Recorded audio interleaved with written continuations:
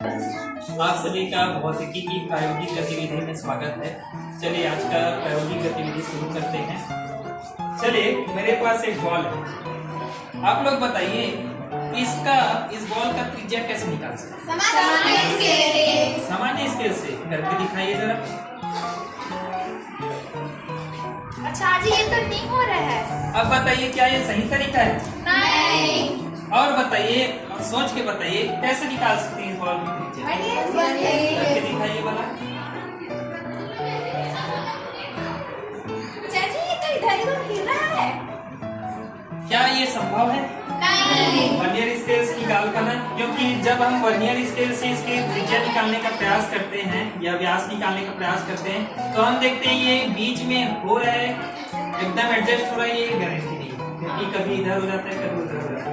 तो आज हम जानेंगे एक ऐसे उपकरण के बारे में जो हमको किसी भी गोलीय वस्तु की वक्रता त्रिज्या या त्रिज्या निकालने में मदद करती है। और वो वस्तु कौन सी है? तो उस उपकरण को बोलते हैं स्फेरोमीटर। क्या बोलते हैं? स्फेरोमीटर, या फिर इसको क्या बोलते हैं हिंदी में? गोलाई मापी। क्या बोलते हैं? गोलाई मापी। गोलाई मापी क्या है इसका नाम? गोलाई मापी। इसको स्फेरोमीटर भी बोलते हैं। क्या बोलते हैं? स्फेरोमीटर। गोलाई मापी हमको किसी भी गोलीय वस्तु का वक्रता त्रिज्या निकालने में मदद करता है। अब कैसे करेंगे इसको? तो सबसे पहले हमारे पास जो गोलाई मापी, इसका हम परिचय जानते हैं कि ये क्या है, कैसे काम करता है। ठीक है, तो आप देख सकते हैं गोलाई मापी आपको दिख रहा है। गोलाई मापी में आप एक पत्ती देखेंगे, चौड़ी पत्ती हुई लगी है, उसमें पैमाना बना हुआ है। क्या बना हुआ है? पैमाना, जिसमें 0 से लेकर ऊपर की ओर 10 खाने और 0 से लेकर नीचे की ओर भी 10 खाने। अर्थात इसको हम बोलते हैं मुख्य पैमाना। क्या बोलते हैं? मुख्य पैमाना। अब मुख्य पैमाने के साथ साथ आपको एक वृत्तीय चकती भी दिख रहा है, वृत्ताकार या गोलाकार चकती भी दिख रहा है, जिसको हम बोलते हैं वृत्तीय पैमाना। क्या बोलते हैं? वृत्तीय पैमाना। वृत्तीय पैमाना इसलिए बोलते हैं क्योंकि इस वृत्तीय पैमाने पर 0 से लेकर 100 भाग अंकित है। ठीक है, 100 खाने बने हुए हैं जो हमको मेजरमेंट के लिए मदद करते हैं। अब आप देखेंगे ये जो वृत्तीय पैमाना एक चूड़ी के आधार पर ऊपर नीचे खिसक सकता है। दिख रहा है? हाँ। चूड़ी को जैसे ही घुमाएंगे क्लॉकवाइज दक्षिणावर्त दिशा में तो नीचे की ओर जाएगा पेंच, और ऊपर की ओर घुमाएंगे तो एंटी क्लॉकवाइज ऊपर की ओर आएगा। ठीक है, अब आप देखेंगे इसके 3 पाए हैं। 3 क्या है? पाए। इनको 3 टांग भी बोल सकते हैं, लेकिन हम इसको 3 पाया बोलेंगे। और ये जो 3 पाए हैं इनके बीच की दूरी, आपस की दूरी बराबर होती है। अर्थात आप ये भी बोल सकते हैं कि स्फेरोमीटर या फिर गोलाई मापी का जो 3 पाया है वो आपस में समबाहु त्रिभुज बनाते हैं। क्या बनाते हैं? समबाहु त्रिभुज, क्योंकि इनके तीनों के बीच की दूरी क्या है? बराबर है। और यह पेंच जो है वो घूमकर ऊपर और नीचे हो सकता है। ठीक है, अब सबसे पहले इसको समंजित करने के लिए हम क्या करेंगे? एक कांच का स्लैब लेते हैं, आयताकार गुटका लेते हैं।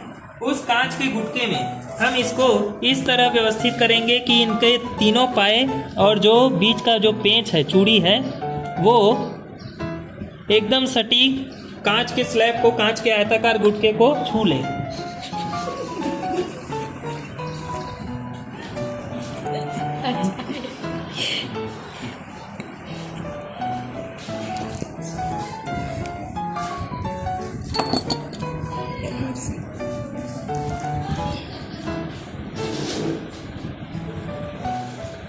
ये आप देख सकते हैं कांच के आयताकार गुटके को हम क्यों लिए हैं? इसको समंजित करने के लिए। बताइए, कांच के आयताकार गुटके को ही क्यों लिए हैं? क्योंकि कांच के आयताकार गुटके में हमको बराबर समतल मिलता है। ऐसा समतल मिलता है जो हर जगह पर क्या है? प्लेन है। सरफेस हमको ऐसे दे रहा है, चारों आधार स्तंभ इसके मैच हो जाएंगे एक ही प्लेन पर। तो ये हमारा समंजित हो गया। अब इसका पाठ्यांक लेंगे। कैसे लेंगे पाठ्यांक? तो हम मुख्य पैमाने का पाठ्यांक लेंगे। देखेंगे कि वृत्तीय स्केल जो है, वृत्तीय पैमाना है, वो मुख्य पाठ्यांक के किस भाग में सीध में, किस भाग के सीध में? तो हम देखते हैं चौथे भाग में है, अर्थात मुख्य पैमाने का पाठ कितना है? 0.4। ठीक है, और वृत्तीय पैमाने का पार्ट भी हम मेजरमेंट करेंगे। तो वृत्तीय पैमाने का पार्ट हम देखेंगे तो 0 से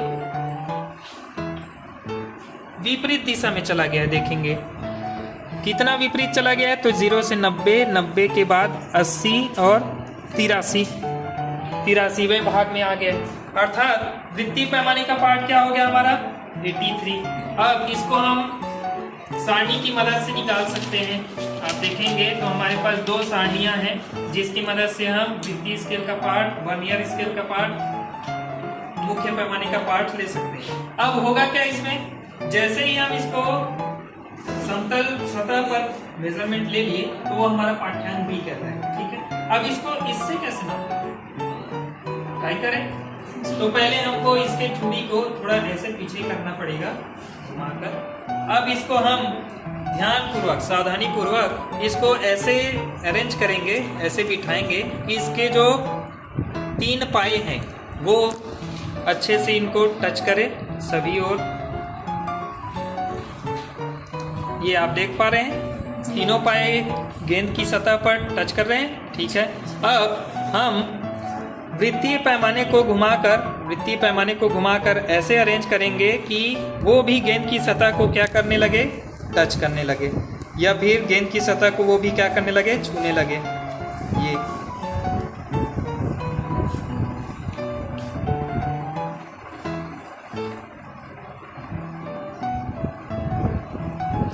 ये आप देख सकते हैं गेंद के स्फेरोमीटर के तीनों पाए और जो पेंच है हमारा बीच में, वो चारों के चारों एक साथ स्पर्श कर रहे हैं। ठीक है, अब इस सिचुएशन में हम स्फेरोमीटर का क्या लेंगे, पाठ्यांक लेंगे। ठीक है, स्फेरोमीटर का पाठ्यांक लेने के लिए हम मुख्य स्केल को देखेंगे।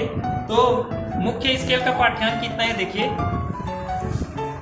मुख्य स्केल का पाठ्यांक आप देख सकते हैं 0 से 10 के बीच में 10वें नंबर पर है। ठीक है, अब हम फिर वृत्तीय स्केल का पार्ट लेंगे, वृत्तीय पैमाने का पार्ट लेंगे। तो हम वृत्तीय स्केल का पार्ट लेंगे तो हम देखते हैं 30 के करीब 31वें भाग पर है। ठीक है, तो इस तरह से हम पाठ्यांक निकाल सकते हैं और उन पाठ्यांक को ग्राफ में और सारणी में रखकर हम सारणी की मदद से, सूत्र की सहायता से, जो कि हमारा है R=L²/6h + h/2, इसमें हम रख के इसका मान निकाल सकते हैं।